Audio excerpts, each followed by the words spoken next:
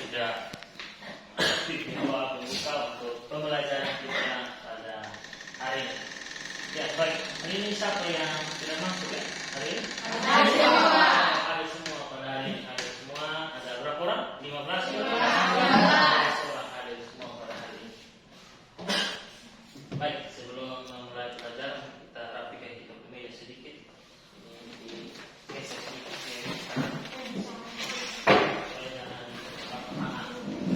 ya, cukup sudah. Itu. Baik. Sebelum mulai pelajaran kita akan menyanyi lagu Garuda. Baca. Semua berdiri. Ya. Garuda Pancasila, akulah pendukungmu, patriot proklamasi, sedia berkorban untukmu. Pancasila dasar negara, rakyat adil makmur sentosa, pribadi bangsaku. Ayo maju, maju, ayo maju, maju, ayo maju, maju. Tepuk tangan. Ya, silakan dulu. Baik, kita akan masuk dalam literasi dan bernumerasi. Literasi adalah kita membaca buku dan numerasi adalah kita menulis dalam bentuk tabel. Oke, silakan keluarkan kertas kalian. Kalian lihat di halaman 2 situ. Di situ. Kalian silakan membaca dan membuat dalam bentuk tabel tentang pelanggaran-pelanggaran hukum yang terjadi di Indonesia. Oke, silakan dikerjakan. Waktunya 15 menit dari sekarang. Silakan. Kalian sudah melakukan namanya literasi dan numerasi. Itu merupakan hal yang wajib dilakukan dalam pembelajaran. Yaitu kalian membaca materi dan membuat tabel. Nah, numerasi ini bukan hanya di pelajaran tematik atau matematika saja, tapi juga di pelajaran-pelajaran yang lain seperti membuat tabel atau membuat diagram. Sekarang kalian buat tabel. Nah, materi atau pelajaran kita pada hari ini atau materi pokok kita pada hari ini adalah tentang perlindungan dan penegakan hukum di Indonesia. Namun, hal-hal apa yang kita mempelajari? Hal-hal yang kita pelajari adalah indikator dan tujuan pembelajaran. Indikator dan tujuan pembelajaran. Meminta Mona, siapa?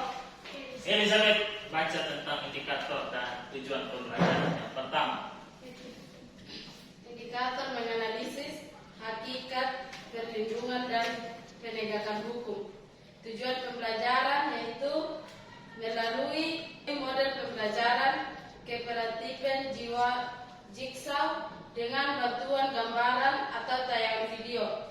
Perlindungan dan penegakan hukum peserta didik kelas 12 semasa 1 Jawa Timur mampu menganalisis secara sistematis dan logis hakikat perlindungan dan penegakan hukum. oke, terima kasih. Yang kedua lagi, indikator yang kedua dan tujuan pembelajaran yang kedua. Indikator menguraikan peran lembaga penegak hukum dalam menjamin keadilan dan kedamaian. Tujuan pembelajaran melalui modal pembelajaran kooperatif tipe jigsaw dengan bantuan gambar atau tayangan video, perlindungan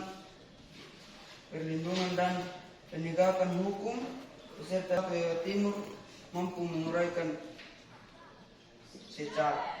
Baik, terima kasih untuk teman kalian yang sudah membaca tentang indikator dan tujuan pembelajaran. Nah, sebelum kita lanjut materi kita melalui diskusi, kita akan menonton video. Nah, video ini kalian nonton, terus kalian wajib untuk menyimak baik-baik karena akan muncul muncul pertanyaan dari video tersebut. Ada 2 pertanyaan, Pak akan menunjuk bebas siapa yang akan menjawab pertanyaan itu. Jadi kalian wajib untuk menonton video ini dengan seksama.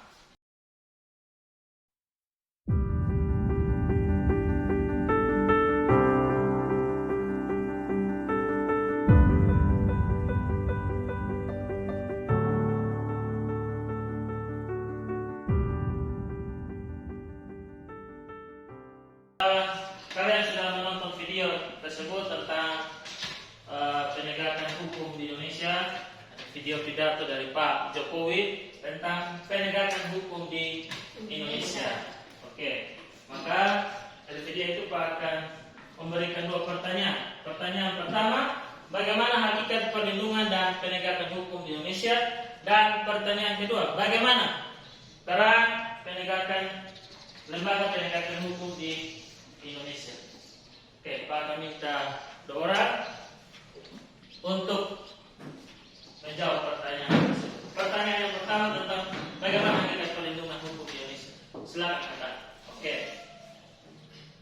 Yaitu perlindungan dan penegakan hukum Indonesia sudah berjalan dengan baik, namun terdapat beberapa kendala. Oke, terima kasih, tepuk tangan dulu. Oke, pertanyaan kedua. Silakan. Terhadap lembaga penegakan hukum sudah berjalan dengan baik, namun terdapat juga kasus-kasus yang belum diselesaikan. Oke, tepuk tangan dulu. Dari pernyataan tadi dan teman-teman sudah menjawab tadi, teman kalian sudah menjawab bahwa terdapat kendala-kendala dan kasus-kasus yang belum diselesaikan. Nah, dari hal tersebut yang dijawab oleh teman-teman, kita akan membuat diskusi kelompok.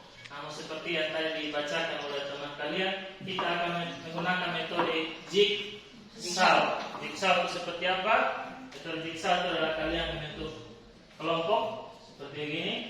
Ini namanya kelompok asal. Kelompok asal. Setelah itu, Pak akan membagikan LKPD. Dalam LKPD itu kalian akan berdiskusi. Masing-masing orang akan mendapatkan materi tersendiri. Setelah berdiskusi, setelah kalian menjawab hal-hal dari LKPD tersebut, kalian akan membuat satu kelompok, namanya kelompok ahli. Kelompok ahli itu adalah kelompok yang ketika kalian mendapat materi akan berkumpul. Misalkan mendapat tentang kepolisian atau mendapat tentang hakim, itu akan berkumpul. Sudah, hakim dan hakim berkumpul, kepolisian dan kepolisian berkumpul, KPK juga berkumpul untuk berdiskusi untuk menambah lagi wawasan tentang peran kalian melalui tugas-tugas itu. Baik, sekarang kita sudah duduk di kelompok masing-masing, namanya kelompok asal. Kelompok asal. Nah, Pak akan membagikan namanya LKPD. LKPD ini Pak akan membagikan LKPD ini. Oke.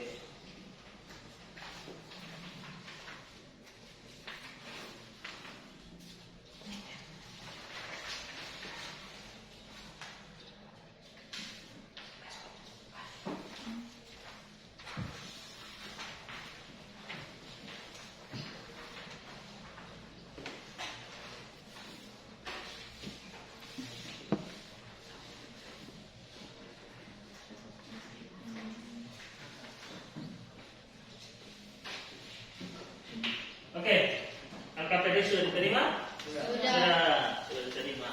Oke, jadi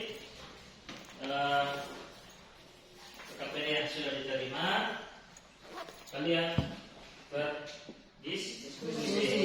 Jadi pengantar ini mendapatkan tentang hakikat perlindungan tentang hukum, tentang kepolisian, tentang peran hakim, tentang kejaksaan, tentang KPK. Sama juga seperti ini tentang hakikat, ini tentang kepolisian, ini tentang hakim, ini kejaksaan, ini KPK. juga di belakang juga Ya. tentang hakikat, kepolisian, hakim, kejaksaan dan KPK. Oke, baik. Silakan kalian membaca materi tersebut untuk mencari hal-hal yang penting dari materi tersebut. Silakan bisa menggunakan HP untuk mencari. Silakan berdiskusi sudah. Silakan masing-masing sudah punya buku paket, sudah punya HP. Silakan mencari hal-hal yang penting.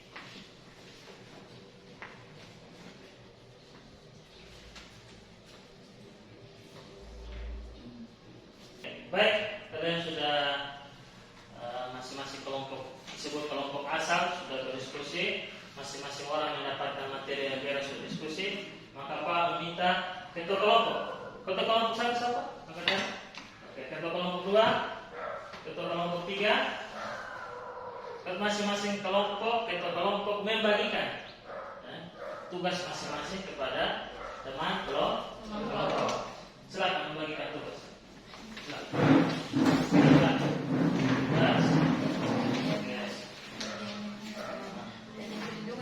Silakan bagi tugas kepada teman apa? Ya. Baik, silakan. Setelah mendapat tugas dari ketua kelompok sudah membagikan tugas masing-masing, kalian membentuk kelompok ahli. Jadi masing-masing duduk di kelompok ahli masing-masing. Silakan duduk bagi kelompok. Kelompok tadi di sini hakikat, di sini kejaksaan, kepolisian, di sini hakim. Di sana tadi apa? Kejaksaan, di belakang KPK. Kita sudah buat namanya kelompok ahli. Nah, masing-masing kelompok kalian punya materi yang sama. Jadi saya silakan kalian berdiskusi, mencari jawaban yang lebih banyak lagi tentang permasalahan kalian masing-masing. Misalkan tadi hakikat perlindungan seperti apa kalian seperti yang tugas itu. Tentang kepolisian peran-peran apa saja, hakim peran apa saja, kejaksaan peran apa saja, KPK peran apa saja. Banyak cari lagi. Kalau internet ada undang-undangnya, silakan cari. Diskusi, cari lebih banyak. Tadi dan mencari hal-hal tugas juga yang sudah diberikan oleh ketua kelompok asal. Harus berdiskusi.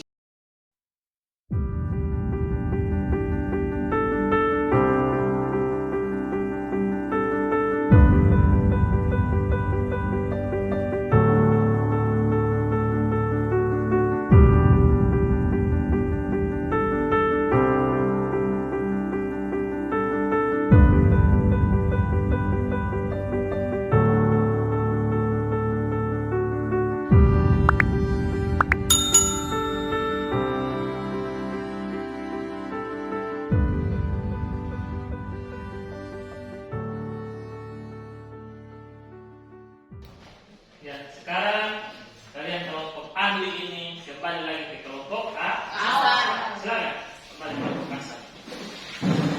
Silakan. Masing-masing kelompok ahli sudah kembali ke kelompok asal, ya, sudah kembali ke kelompok asal. Dan di situ kalian sudah berdiskusi untuk menjawab LKPD yang Pak sudah kasih. Untuk menjawab LKPD yang Pak sudah kasih. Dan untuk menjawab itu kita akan presentasi presentasi kelompok asal. Baik. Dari itu kami minta perwakilan. Nah, kami minta perwakilan dari kelompok 3 yang akan membacakan hasil diskusi mereka mengenai LKPD yang Pak sudah bagikan. Silakan siapa yang moderator, siapa yang sebagai penulis atau pembaca. Silakan berdiri di tempat sini.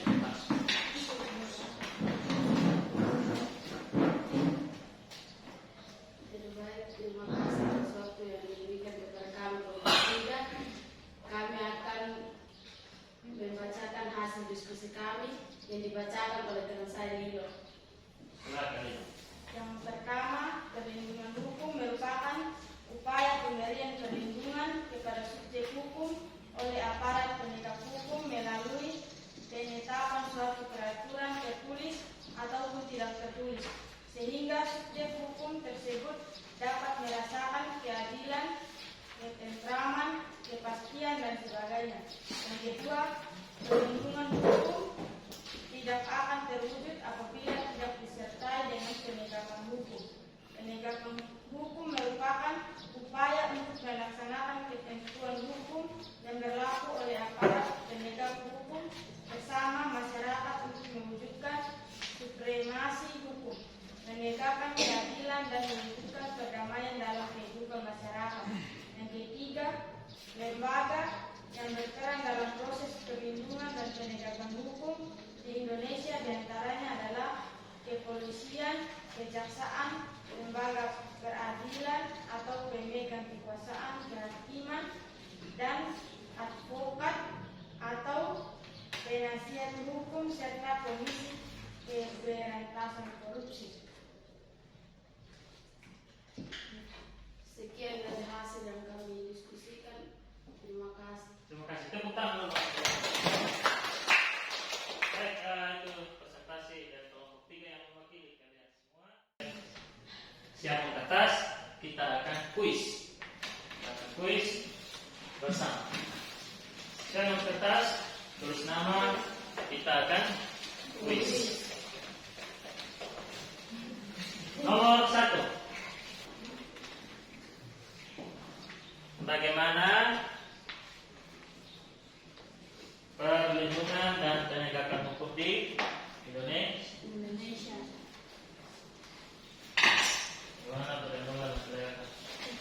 Bagaimana perlindungan dan penegakan hukum di Indonesia? Oke. Baik, kalian sudah kuis bersama, sudah dikumpulkan, dan hasil kuis itu kita akan sebentar kita akan ketahui bersama. Siapa yang nilai tinggi, siapa yang nilai rendah. Pak akan meminta satu orang untuk memberikan kesimpulan materi pembelajaran kita hari ini. Silakan.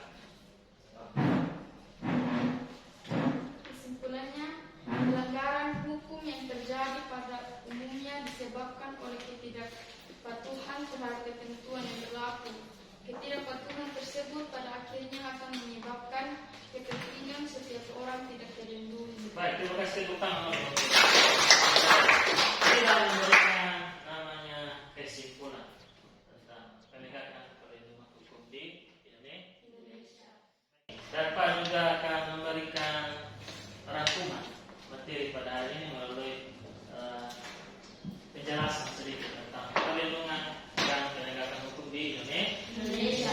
Jadi kalau kalian lihat dalam kehidupan kita hari-hari, kalau misalkan ada orang yang buat kesalahan terus tidak diberikan sanksi, maka pasti akan terjadi kekacauan. Dan itu akan melakukan kembali. Contohnya di sekolah, misalkan ada yang bolos atau ada yang berkelahi, ada yang buat kesalahan, terus sekolah tidak memberikan teguran atau dibiarkan saja, pasti anak-anak yang lain lihat dan melakukan hal yang sama.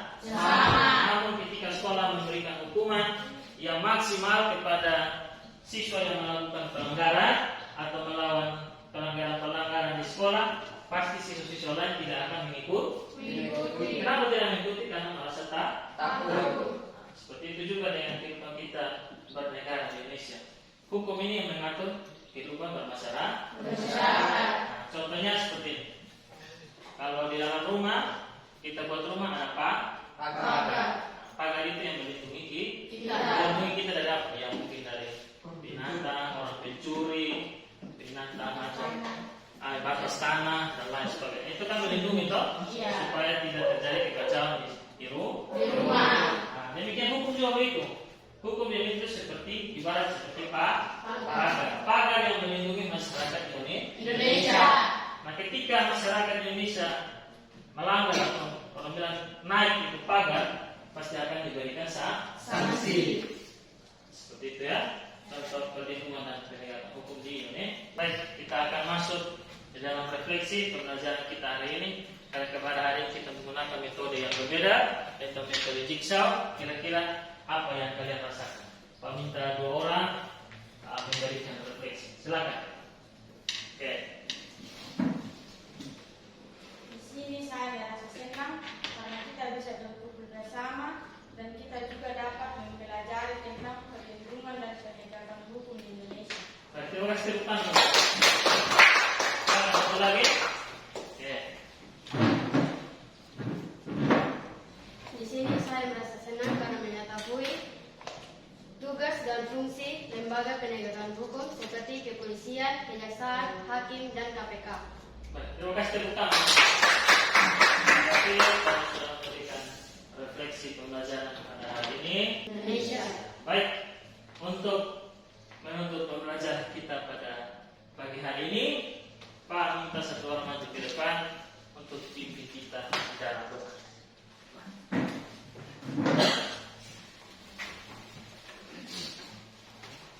Pak Guru dan teman-teman,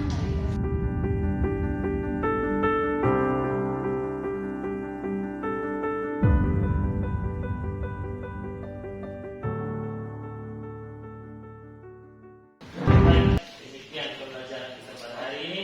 Semoga pembelajaran hari ini bermanfaat untuk kita. Selamat